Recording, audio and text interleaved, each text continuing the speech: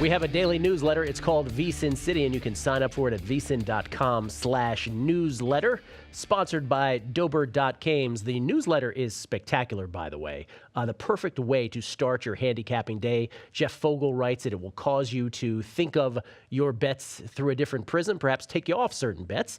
Definitely a great daily read. It's brought to you by Dober.Games. It's a daily fantasy sports site, Dober.Games is. Simple as that. Easy, fast, simple to play. All day, every day. And what's in it for you, you ask? Free prizes. How about cash prizes? Can I interest you in cash prizes? Dober Slick interface. Easy to use, very player-friendly. No BS. Just sign up at Dober.Games. Make at least 3 picks, and there you go. You're off. No salary caps, no long lineups, no nonsense. Pick any way you want. You want to play all quarterbacks? Have at it. All receivers, even multiple sports. And right now you can sign up and play for free. They'll match your first deposit, dollar for dollar, up to $500. Just use the promo code VSiN Gaming. That's at DOBER.Games. Use the promo code VSiN Gaming. Void where prohibited. See site for restrictions. Must be of legal age in your state or area. Play Dober.Games and win big and bigger, as it says right here. Gill Alexander, along with Bill Krackomberger and Warren Sharp. It's football free-for-all, tackling the NFL slate. This happens to be week 6 in the NFL slate. Off air before I was saying how folks who work in some of these brick-and-mortar sports books here in town, some of them, you would think that they're the most miserable human beings on earth. But you have a favorite kind of person who works at a sports book that you think is ideal. Yes, this is something, again, no one's going to talk about.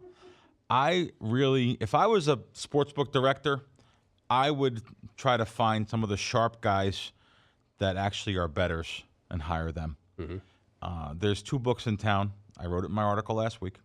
There are some guys in town, that are very, very sharp, and they work for a couple sports books here in town. I'm not going to say now. You guys do your research and find out on your own.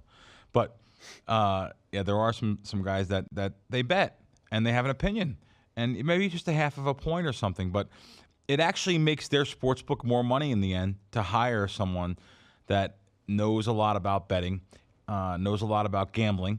Just like if I was a marketing director of one of these casinos, one of these guys with their college degree on their wall who stay up in the safety of their perches that never come down and just make decisions for everyone, though. Wonderful, right? Those type of guys. If I'm one of those guys, I would never, ever, ever not hire no one. I want to hire someone. I would never hire someone that didn't gamble. I would want my marketing directors, if I'm a marketing director, I want my host, my casino host, to know what it is to lose a paycheck, to know what it is to gamble and be stuck money. This way they have a little bit more leniency, but again, going back to the common sense of, knowing your customer and knowing what they're going to do in the future. So, going back to the sports books, yes, same thing. There's some sports books in town here that have people that work for them that also gamble themselves, and I just think that's a sharp just one way to go about it. Yeah. If you're a director. I think that's also advice that can apply to different industries, right? Not just a gambling thing. I think you can apply that throughout many industries where you're like, hire people who have lived it, if you will. Usually doesn't work that way though. Yeah. Usually it's the guy with the college degree that has it. Yeah. Yep. Absolutely. Week 6 in the National Football League. We've talked about Detroit, New Orleans, a little bit of Pittsburgh and Kansas City, and the ills of the Pittsburgh Steelers last week. Let's go to this game between let's take San Francisco and Washington, because this is one on guessing lines where I was immediately like, okay, because someone actually tipped me off on guessing lines. I admitted that I knew this one in advance, and I would have guessed the Redskins by about 7.5. It ended up opening at 10.5. and is currently sitting at about 10 now.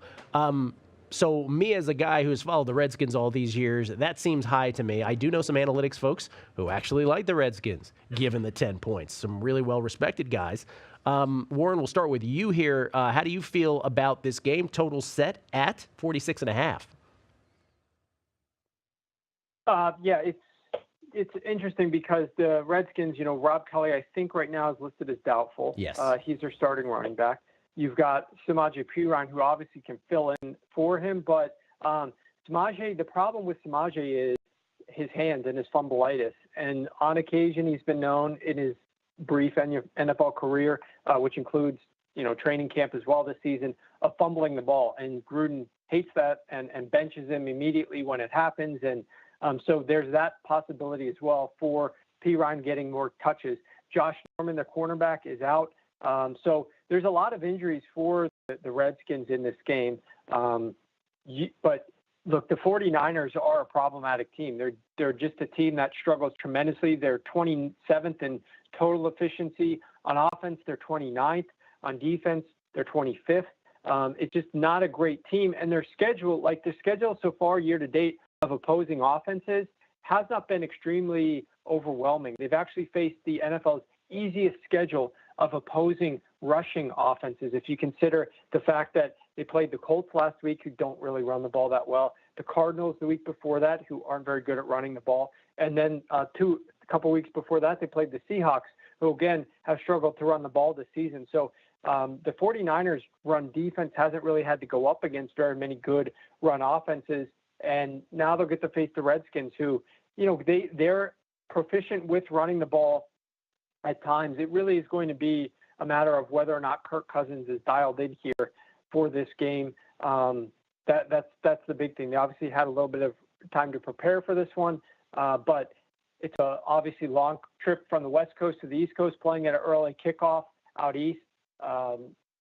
This is a tricky game. This is a really tricky game to figure out what the San Francisco 49ers offense is going to be able to do against this Redskins defense, because I'm guessing that their defense is going to struggle a little bit in terms of the 49ers defense. So they're going to have to win this game if they want, or keep it close offensively. And the Redskins don't have Josh Norman. Will that be enough to allow this offense that really isn't all that great and well put together to be able to game plan and scheme things up enough to have success against the Redskins? Yeah, as Warren mentions, Josh Norman with his rib injury did not practice, could miss the next 3 games, let alone this one against the Niners for the Washington Redskins. And Rob Kelly, Fat Rob, a long shot to play against the Niners, according to Coach Jay Gruden. And yes, Samaje Perine with a bit of a fumbleitis predicament, the dropsies, if you will. The San Francisco 49ers, first team since 1994, the 1994 Houston Oilers, to lose 4 straight games by 3 points or fewer.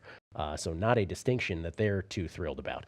Bill, anything, one of these games that leaps off the page for you wanted to mention? This is a rare week. You may not find this kind of a week any single week in the NFL. There's 5 games. Let's call the New England double-digit favorites, because they probably will be by game time.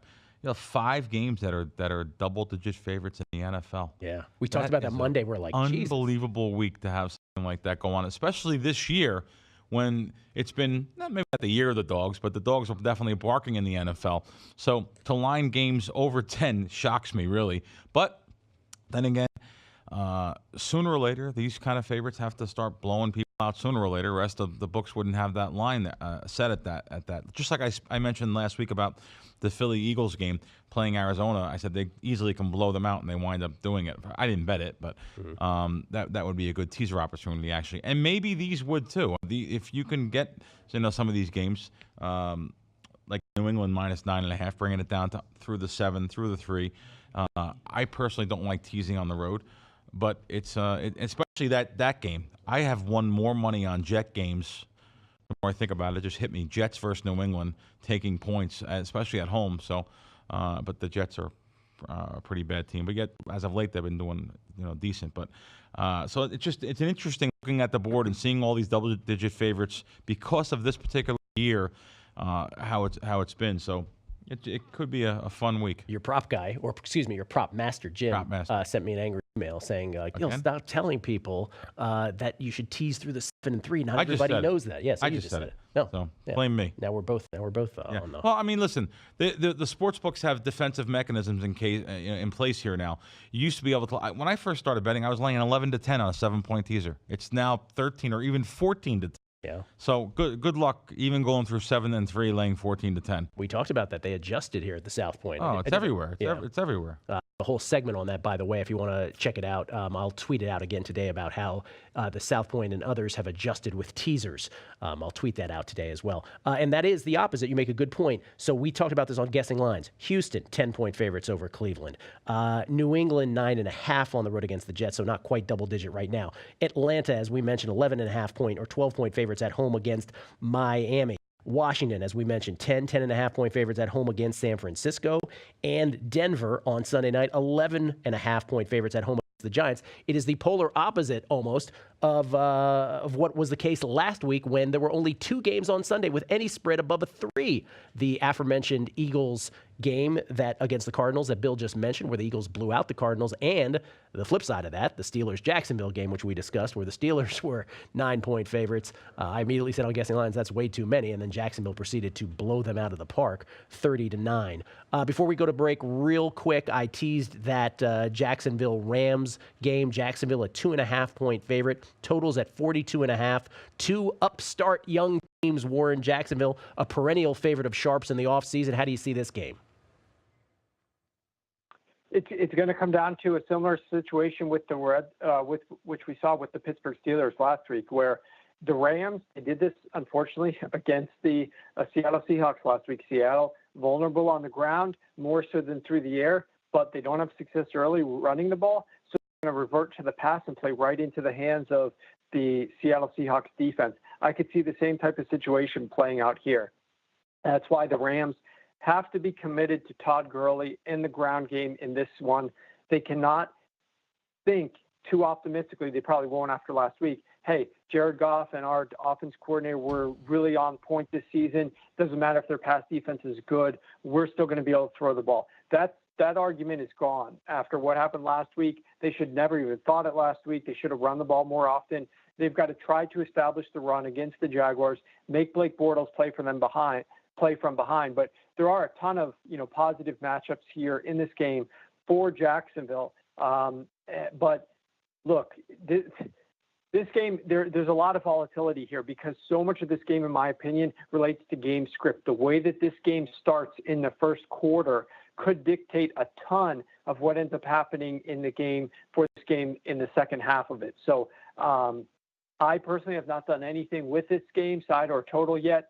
I am looking at it. There's a couple things that I'm going to be factoring in. So I don't want to say a ton here, but it's really about coaching, in my opinion. It's about what the Rams decide to do offensively, and then it relates to what position does that put Jacksonville in. Are they going to be in a position in the second half where they can just run the football with the lead, or are they going to be in a position where Bortles has to throw it? And the Jacksonville Jaguars are such an easy team to diagnose and figure out. They're so predictable in what they're going to do. It's a matter of just executing and stopping them from doing that. It's a great point, and maybe a tip of the cap for in-game betting on this one based on what you see early. Will the Rams commit to Todd Gurley? What position will Jacksonville be in? Much like Jacksonville could afford to do last week when Blake Bortles threw just one pass in the entire second half last week because, well, Jacksonville could afford to have Blake Bortles throw just one pass in the entire second half last week. Blake Bortles in all last week against the Steelers, 8 for 14 for 95 yards. That's the Jacksonville Jaguars' key to success. Blake, you just hand the ball off. We'll be all right. Jacksonville already matching their season win total from last year. 15 takeaways for the Jaguars D, exceeding last year's total of 13 as the Jaguars and Rams take on each other. Both teams 3-2 at Jacksonville this weekend with the Jaguars 2.5-point favorites. Final two questions. Which is the big favorite of those double-digit favorites that these guys think is the most likely perhaps to lose outright? And which is the game on a side perspective that these two want no part of, period? Both of those questions answered next on A Numbers Game at VSiN.